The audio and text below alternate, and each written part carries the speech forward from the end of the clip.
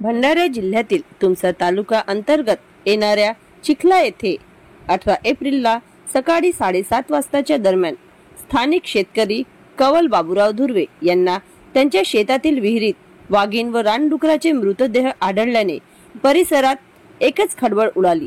त्यांनी सदर घटनेची माहिती वन परिक्षेत्र अधिकारी नाकाडोंगरी यांना दिली। सदर अधिकाऱ्यांनी तत्काळ आपल्या पथकासह घटनास्थळ गाठून पंचनामा करून वाघीण व रानडुकराचे मृतदेह ताब्यात घेतले। पशुवैद्यकीय अधिकाऱ्यांनी मृत वाघिणीचे बाह्य परीक्षण केले असता सदर वाघीण ही अंदाजे 6 ते 7 वर्ष वयाची असून सर्व अवयव साबूत असल्याचे दिसून आले।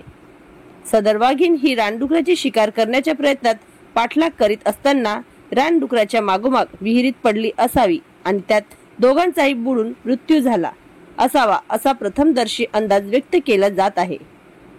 पुढील तपास भंडाऱ्याचे उपवनसंरक्षक राहुल गवई यांच्या मार्गदर्शनात गडेगाव वन आगारचे